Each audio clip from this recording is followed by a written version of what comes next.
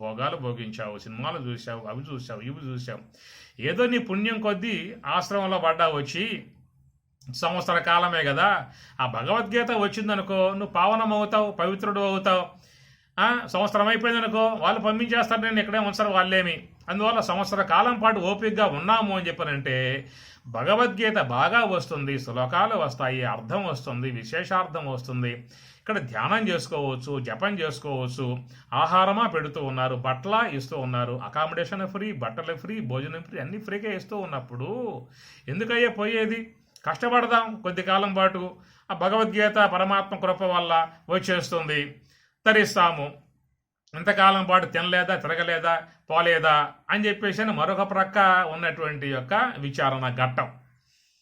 ఇంకో పక్క విచారణ ఘట్టం, సార్లేలే గీత నువ్వేం చేస్తావు లోకానికి ఏమన్నా, కనుక గీత వల్ల నీకు ఒరిగేది ఏముంది ఇంకా. కాబట్టి ఉన్న జీవితం అనుభవించాలి, చక్కగా పొందాలి, ఇక్కడ ఏం లేవు అని చెప్పేసి మరో ప్రక్క అనమాట. ఇది పెద్ద పోరాటం. వాడికి రాత్రి అయిందా, పడుకున్నాడా అని చెప్పి రూములో యుద్ధం, కురుక్షేత్ర సంగ్రామం, క్షీరసాగర మదనం అన్నమాట. మదనం ఈ ప్రకారంగా ఉన్న మదనంతో వాడి చివరికి ఏమవుతుంది, ఒక పోటు వచ్చాడు. అప్పుడు నేను ఆ పాఠశాల టీచర్గా ఉన్నాను, గీతా పాఠశాల అధ్యాపకుడిని అన్నమాట. స్వామి గారు ఈ దగ్గరలో తిరుమల కొండ అని చెప్పి అన్నారు, స్వామి దర్శనం చేసుకునే ఉద్దేశం నాకు ఉన్నది, మీరు పర్మిషన్ ఇస్తే ఆ స్వామి దర్శనం చేసుకుని ఇట్లే వచ్చేస్తా అని చెప్పి అనేవాడు.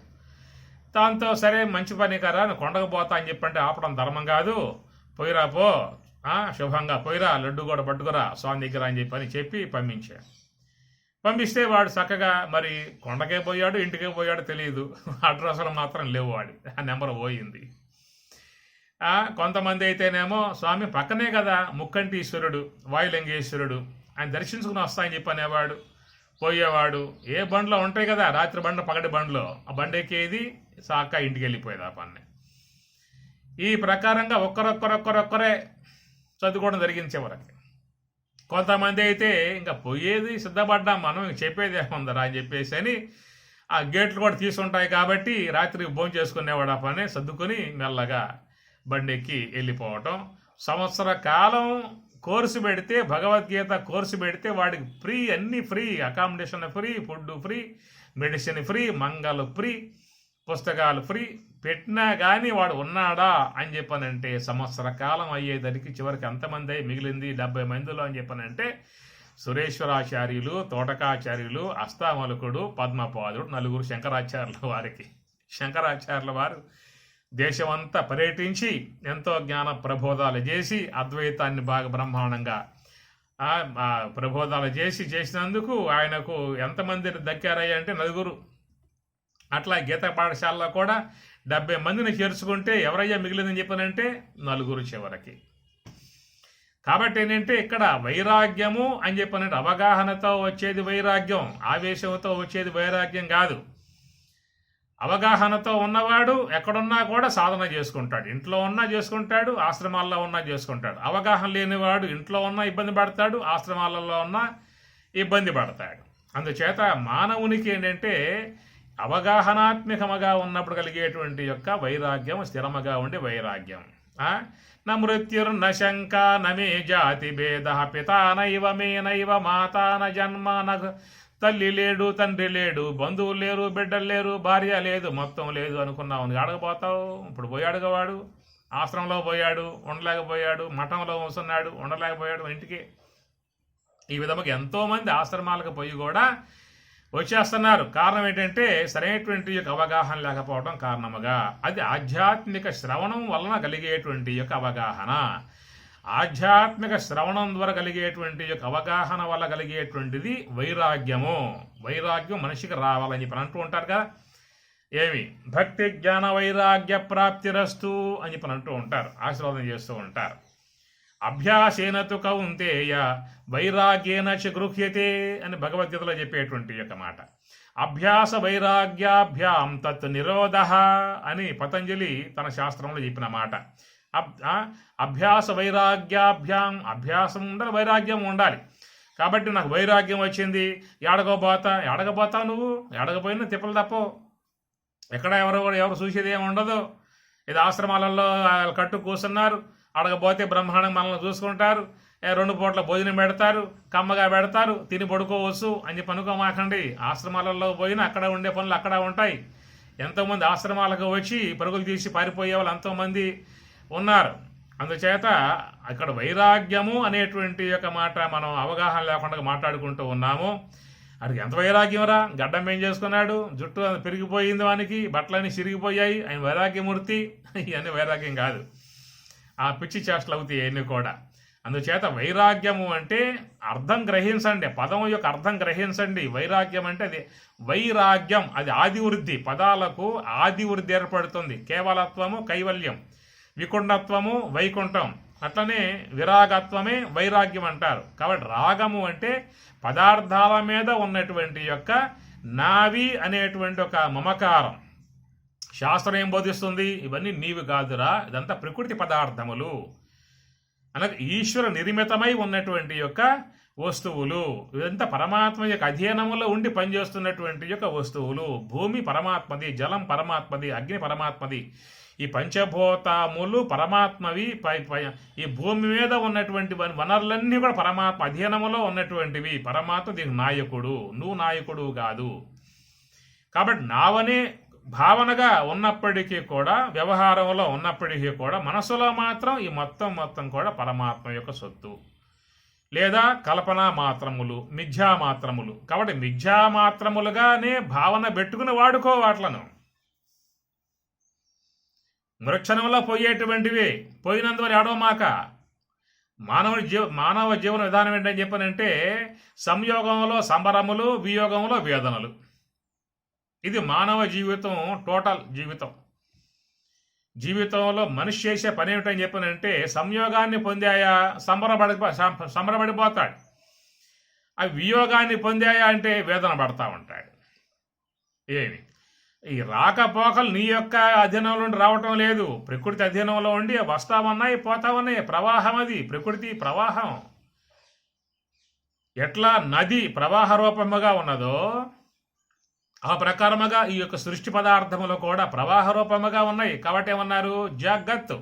జ అంటే పుట్టేది, గత్ అనగా పోయేది.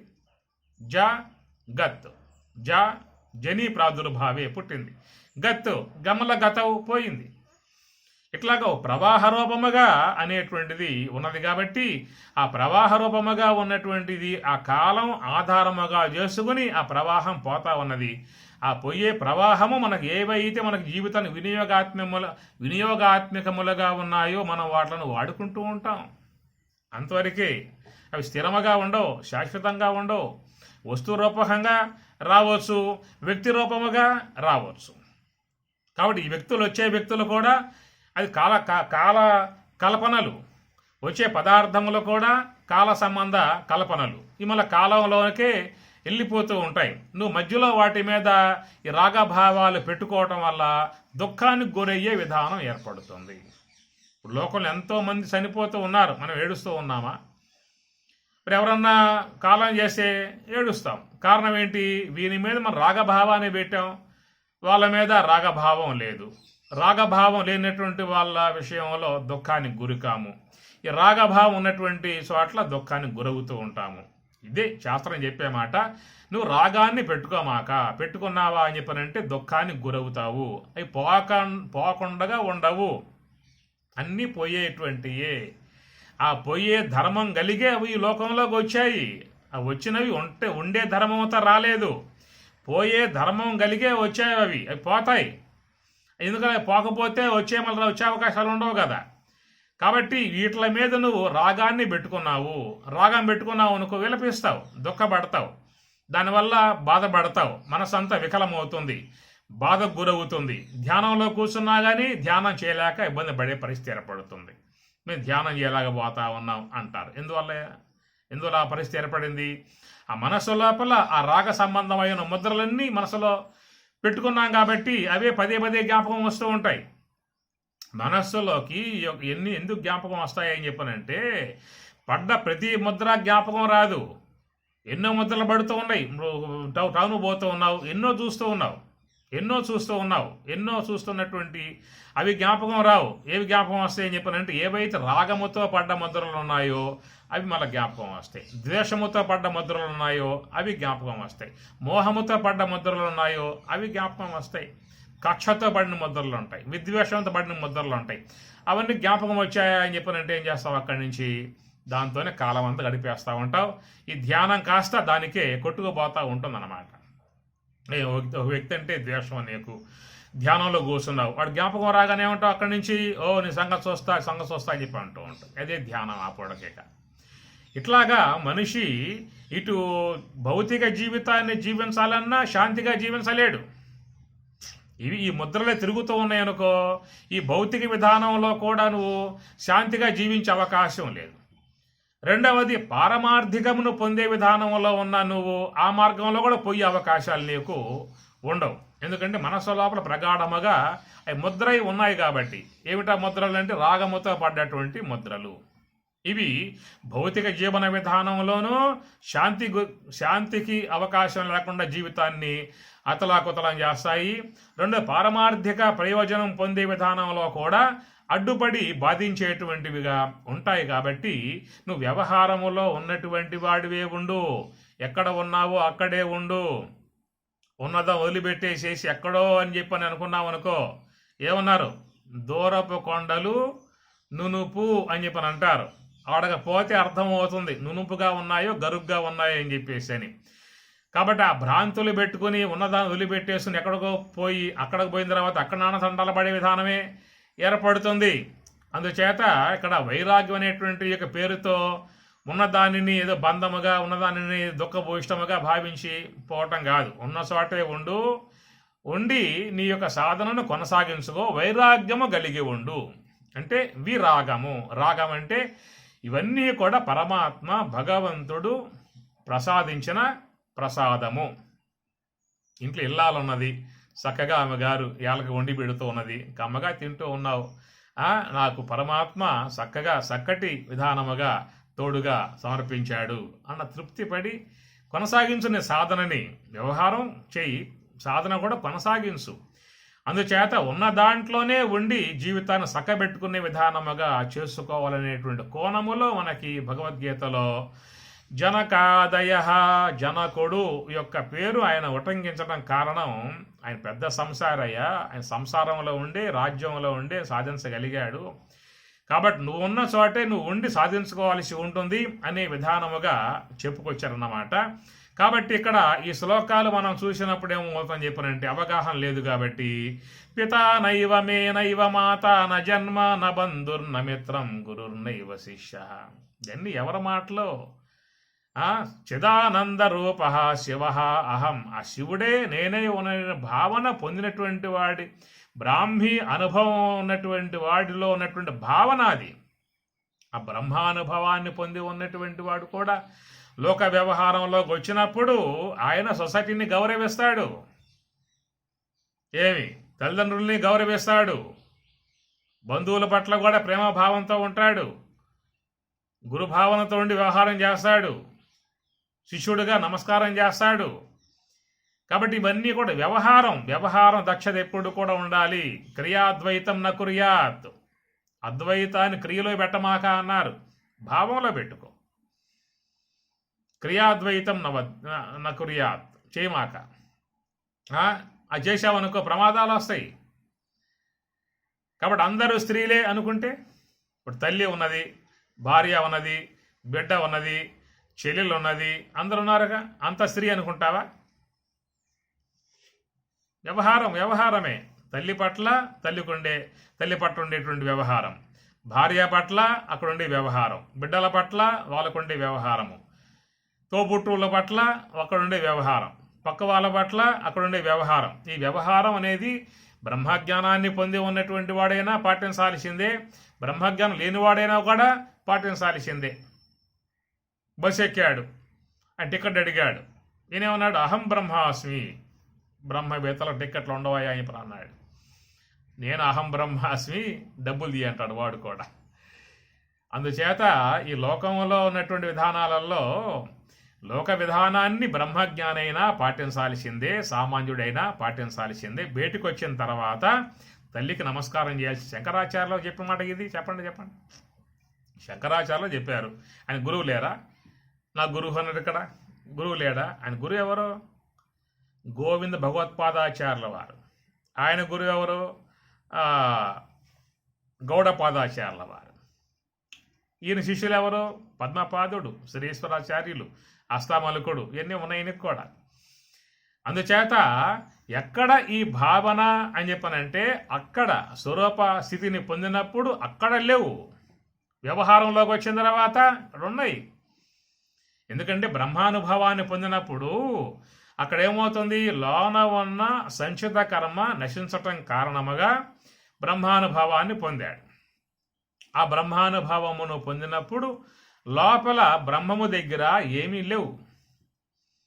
అయితే బయటకు వస్తూ ఉన్నాడు. మరి బ్రహ్మానుభవాన్ని పొందినప్పుడు అక్కడే ఉండక ఎందుకు బయటకు రావటం అనే ప్రశ్న వస్తుంది మనకి.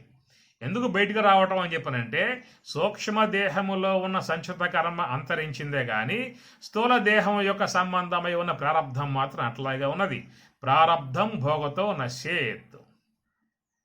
ప్రారబ్ధం ఉన్నంత కాలం వాడు ఎంత యోగ సమాధికి పోయినా కానీ బయటికి రావాల్సిందే. మనమైతే సుషుప్త అవస్థగా పోతాం, గాఢ సుషుప్తిలో ఉంటాం, ఆయన బయటకు వస్తూ ఉన్నాం. ఆయన గాఢ సమాధిలో, యోగ సమాధిలో ఉన్నాడు, ఆయన బయటకు వస్తూ ఉన్నాడు. మనము రావాల్సిందే, వాళ్ళు రావాల్సిందే. సుషుప్తిలో జ్ఞానేంద్రియాలు లేవు, కర్మేంద్రియాలు లేవు, అంతరేంద్రియాలు లేవు, ఏమీ లేవు. లేకపోయినా నువ్వు బయటకు వస్తూ ఉన్నావు.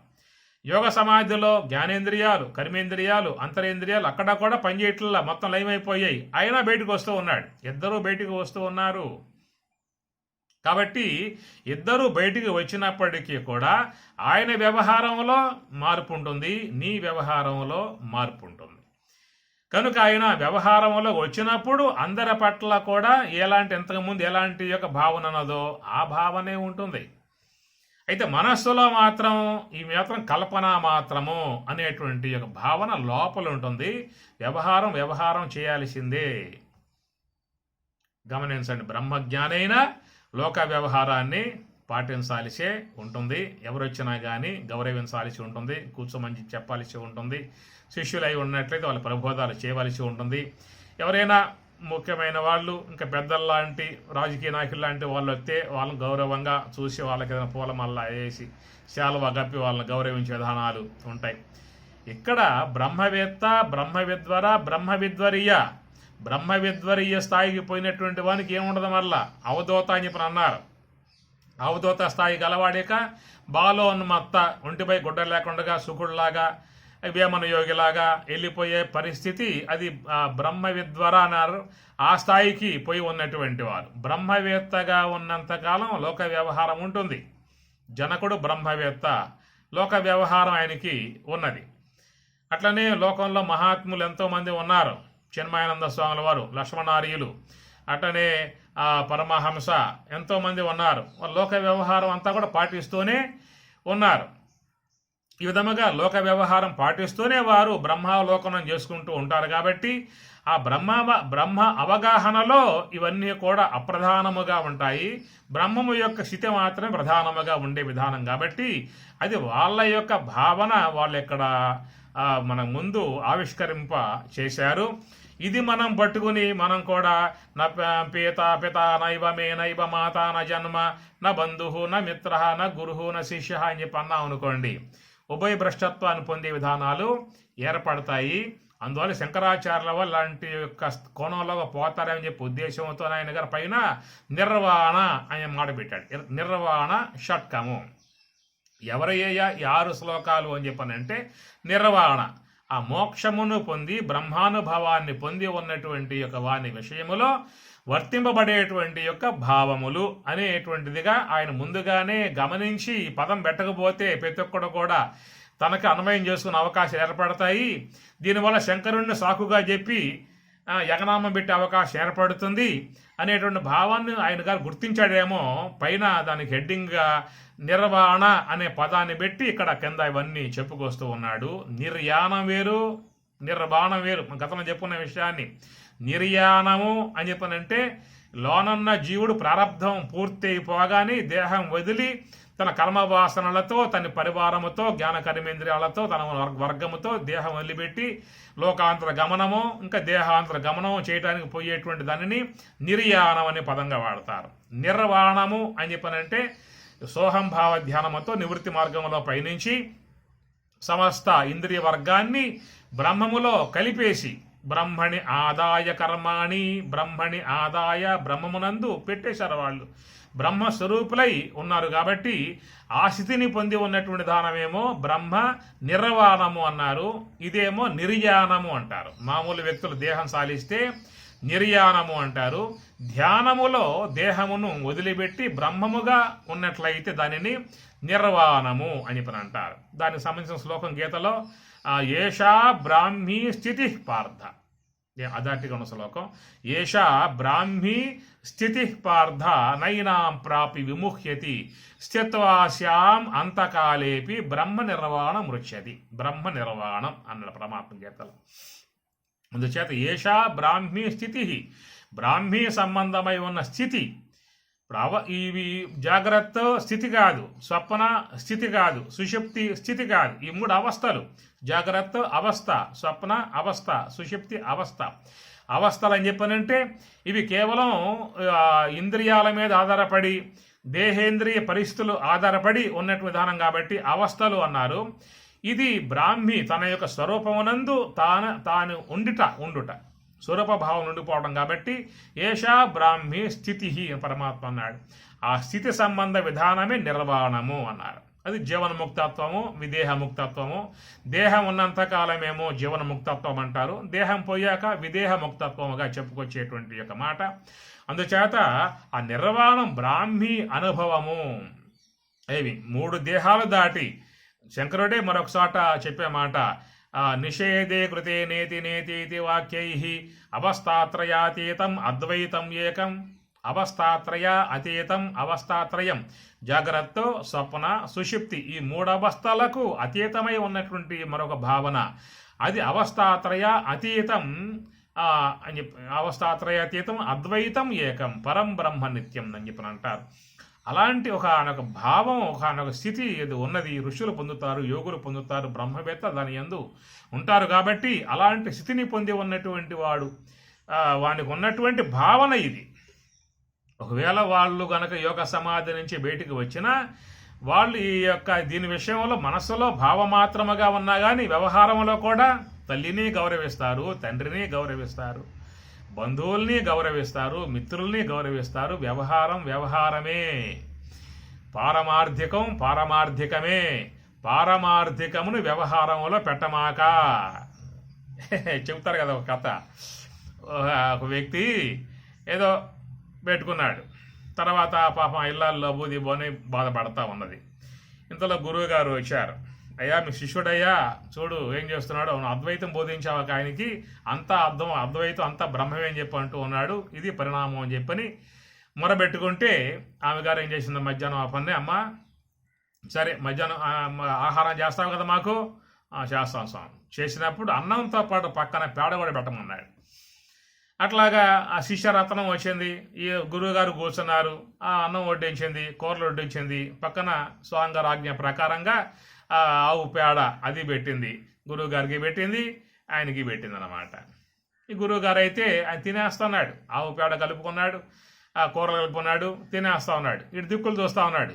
ఏం స్వామి అని చెప్పి అన్నాడు, తినరా ఆవు పేడ ఎట తింటా అని చెప్పి అంటాడు వాడు. పేడ ఎట తింటా, ఏమిరా ఏమొచ్చింది, నేను తింటలా, నువ్వు తిను, ఏ అన్నం తినాలి అందరికి పేడ, ఏమిరా పేడ బ్రహ్మం కదా, అన్నమే బ్రహ్మమా, అన్నం బ్రహ్మేది విజానాత్తు, అన్నం మాత్రం బ్రహ్మమా, పేడ బ్రహ్మం కదా, తిను, నేను తింటలా, నేను తినాలి.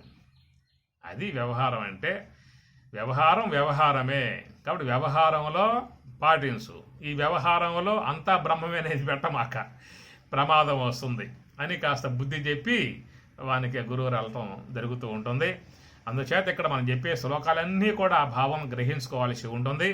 నబంధుర్నమిత్రం బంధువులు జీవితంలో ఉండాలి. బంధువులండి రా బంధువులు, వాళ్ళు పీకుతారు, తొరుకుతారు, మింగుతారు, అట్లా అవసరం లేదు. ఎందుకంటే లోకములో అన్ని వర్గాలలో అందరూ ఉంటారు, అన్ని రకాల వాళ్ళు ఉంటారు. అంత మాత్రం బంధువులు అంటే ఆపదల్లో ఆదుకునే వాళ్ళు లేకుండా ఉండరు, వాళ్ళు ఉంటారు, స్నేహభావంతో ఉంటారు. ఆపద వస్తే ఆదుకునే విధానం ఉంటుంది. కాబట్టి బంధువులు అని చెప్పానంటే ఏదో వాళ్ళు రా బంధువులు, ఆ బంధువులు, పీకు తినేవాళ్ళు అనే పదాలు కొన్ని వాడేసేసి మనం చేస్తూ ఉంటాము. కనుక ఆపదలు వచ్చినప్పుడు వాళ్ళు ఆదుకునే విధానం ఉంటుంది. ఎవరయ్యా బంధువులు అని చెప్పనంటే, ఆపద వచ్చినప్పుడు మేమున్నాము, నువ్వు బాధపడమాక, భయపడమాక అని చెప్పేటువంటి వాళ్ళు బంధువులు. బంధువులంటే ఆ యొక్క కుల సంబంధముగా లేదా బంధుత్వ సంబంధముగా ఉన్నటువంటి వాళ్ళే బంధువులు కాదు. ఆపదలో ఉన్నప్పుడు, ఇబ్బందుల్లో ఉన్నప్పుడు, అయ్యా నువ్వు భయపడమాక, దిగులు పడమాక, ధైర్యాన్ని కోల్పోమాక, మేము ఉన్నాము, మాకు కూడా విషయం చెప్పు, మేము కూడా సహాయపడతాము అనేటువంటి విధానముగా ఉన్న వాళ్ళని జీవితంలో మనం సంపాదించుకోవాల్సి ఉంటుంది. వాళ్ళు బంధువులు. కాబట్టి నబంధువు నమిత్రం, నాకు మిత్రులు లేరు అనే మాట కాదు. మిత్రులు జీవితంలో ఉండాలి. ఆ మిత్రత్వ భావం ఉన్నప్పుడే కొన్ని కార్యాలను సాఫల్యంగా చేసుకునే అవకాశం ఏర్పడుతుంది. ఇప్పుడు రామచంద్రుడు అరణ్య పాలైపోయినప్పుడు మరి ఆ నదిని దాటాల్సి వచ్చినప్పుడు గుహుడు సహాయపడ్డాడు. అట్లా సహాయపడితే గుహుడిని గట్టి కౌలించుకున్నాడు రాముడు, సహాయం చేశావయ్యా అని చెప్పేసి అని. కాబట్టి ఆపద ధర్మాల్లో ఉన్నప్పుడు సహాయపడేటువంటి వాళ్ళు ఉంటారు. సీతాపహరణం ఏర్పడ్డప్పుడు రాముడు ఒంటరిగా అరణ్యంలో బాధపడుతూ ఉన్నాడు, ఎట్లాగా అని చెప్పేసి అని అన్నప్పుడు ఆయనకి స్నేహం ఒకటి ఏర్పడింది. అక్కడ సుగ్రీవుని యొక్క స్నేహం ఏర్పడింది. ఆ సుగ్రీవుని యొక్క స్నేహాన్ని ఆసరాగా చేసుకుని మరి ఆయన యొక్క పరివారంలో అందరినీ పంపించి మరి సీత అన్వేషణ గావించుకొని సీత జాడ తెలుసుకుని వారిది గట్టి లంకకి వెళ్ళి ఆ సహాయంతో ఆయన ఆ గట్టెక్కాడు. కాబట్టి ప్రకారముగా జీవితంలో స్నేహితులు కూడా అవసరము. ఎంత మనం సంపాదించుకునే అవకాశాలు ఉంటాయో అంత స్నేహాలు, మంచి స్నేహాలు సంపాదించుకోవాలి, మంచి స్నేహాలు కావాలి. కర్ణుడికి కూడా స్నేహం లభించింది. ఒంటరిగా ఉన్నాడు, దిక్కు లేకుండా ఉన్నాడు. అలాంటి విధానాలలో ఆయన స్నేహం ఒకటి లభించింది. ఏమిటా స్నేహం అని చెప్పానంటే దుర్యోధనుడు, దుశ్శాసనుడు, శకుని. కాబట్టి వాళ్ళ స్నేహం యొక్క విధానములో ఆయన ఏమైపోయాడు చివరికి అని చెప్పానంటే, కర్ణుడు చాలా మంచివాడే, కానీ ఈ స్నేహాల కారణంగా అట్లయిపోయాడయ్యా అనే భావన మనకి చూస్తూ ఉంటాం. కాబట్టి ఏంటంటే స్నేహ విధానము అని చెప్పనంటే మంచితనం కలిగి ఉన్నటువంటి యొక్క వాళ్ళతో స్నేహం ఎప్పుడు కూడా సంపాదించుకోవాల్సి ఉంటుంది. మనం గమనించుకోవాలి. చెడ్డ స్నేహాల వల్ల మనకు చెడు అలవాటయ్యే అవకాశాలు ఏర్పడుతూ ఉంటాయి. కొంతమందికి అనేక అలవాట్లు ఉంటాయి. డ్రింకింగ్ అలవాటు ఉంటుంది, స్మోకింగ్ అలవాటు ఉంటుంది. అనేక అలవాట్లు ఉన్నటువంటి వాళ్ళకి దూరముగా ఉండటం కూడా మంచిది. ఎందుకంటే వాళ్ళతో స్నేహం చేసినప్పుడు వాళ్ళ అలవాట్లు మెల్లగా వీళ్ళకు కూడా రుద్దబడతాయి, మెల్లగా అలవాటు చేయబడతాయి. కాబట్టి అలాంటిది గమనించి వాళ్ళకు దూరముగా ఉండే విధానము. ఎవరైతే సాత్వికంగా ఉన్నారో, నిర్మలత్వం కలిగి ఉన్నారో, దైవబుద్ధి కలిగి ఉన్నారో, మరి ఇలాంటి యొక్క సద్లక్షణాలు కలిగి ఉన్నటువంటి యొక్క వాళ్ళతో స్నేహ భావన అనేటువంటిది పెట్టుకోవడం కూడా చాలా మంచిది. కాబట్టి నా బంధువు నా మిత్ర అని కాదు, అదంతా బ్రహ్మజ్ఞాని యొక్క తరహాలో చేరి ఉన్నటువంటి పదాలు. ఆ స్థితికి పోయినప్పుడు నీవు ఆ భావన చేయవచ్చు. కానీ లోక వ్యవహారంలో ఉన్నావు, గృహస్థ వ్యవహారంలో ఉన్నావు, నువ్వు అరణ్యాల్లో లేవు. నువ్వు ఉన్నది గృహస్థాశ్రమంలో ఉన్నప్పుడు నీకు అనేక సందర్భాలలో ఎంతోమంది నీకు సహాయంగా కావాల్సి వస్తుంది. ఆయా సహాయంగా కావాల్సి వచ్చినప్పుడు వాళ్ళ యొక్క మరి ఆశ్రయం కావాల్సి వస్తుంది. కాబట్టి మనం చెబుతారు కదా, 10 రూపాయలు ఇచ్చైనా నువ్వు స్నేహాలని సంపాదించుకోమని చెప్పని అంటూ ఉంటారు. అందువల్ల మనకి బంధువులు అని చెప్పనంటే ఆపదలో ఉన్నప్పుడు ఆదుకునే విధానముగా ఉన్నవాళ్ళు బంధువులు. ముఖ్య బంధువు భార్య, దగ్గర ఉండి అన్ని సేవలు చేసే విధానముగా. తండ్రి చాలా ముఖ్య బంధువు, తల్లి ఎంతో ముఖ్య బంధువు, దగ్గర ఉండి కాపాడేటువంటి వాళ్ళు. అవసరం మానవుడు అందరి యొక్క సహాయముతో జీవించే జీవన విధానం వ్యక్తికి ఉంటుంది. నాకు ఎవరి అవసరం లేదు అని చెప్పి అన్నావంటే నీవే ఈ పూట పంట వేసుకోవాలి, నువ్వే పండించుకోవాలి, నువ్వే మరక పట్టించుకోవాలి, నీవే వండుకోవాలి, నీవే వండుకోవాలి, నువ్వే తినాలి. చేస్తావా పని? ఎవరో పండిస్తే, ఎవరో వాటిని మోసుకెళ్ళి మరక పట్టిస్తే, ఎవరో దాన్ని వ్యాపారంగా పెట్టి అమ్మితే నువ్వు తెచ్చుకుంటే ఆ బియ్యం ఇంట్లో వాళ్ళు వండి పెడితే నీ కంచంలోకి ఈ పూట ఆ ముద్ద చేతికి వస్తూ ఉన్నది. ఎవరి సహాయం నాకు వద్దని చెప్పి అనుకున్నావు అనుకో, ఒంటి మీద బట్ట ఉన్నదే, దానికోసం నువ్వే నాగలు బట్టి దున్నాలి, నువ్వే పత్తి వేయాలి, నువ్వే పత్తిని పండించాలి, ఆ పత్తిని నువ్వే వడకాలి, దారంగా తయారు చేయాలి, నువ్వే మగ్గం పట్టుకోవాలి, నువ్వే నేసుకోవాలి, వస్త్రం తయారు చేయాలి, నీవే కుట్టుకోవాలి, సొక్క నువ్వే తొడుక్కోవాలి. ఆ పని అవుతుంది, నీ వల్ల అవుతుందా? ఏం చేస్తా? ఈ 10 మంది చేసినప్పుడే నీకు అవన్నీ నీకు వస్తాయి. నువ్వు చేసేటువంటివి వాళ్ళకి వెళ్తాయి, వాళ్ళు చేసేటువంటివి నీకు వస్తాయి. కనుక మనిషి ఎప్పుడూ కూడా సహాయ జీవి, సహకారం లేకుండా ఎవడో కూడా జీవించే అవకాశాలు లేవు. ఏమి అట్లా చిన్నప్పుడు నువ్వు పుట్టినప్పుడు కూడా మీ తండ్రి కూడా నా పుత్రహ అన్నట్లయితే ఇప్పుడు నీ పరిస్థితి ఏమైపోయేది?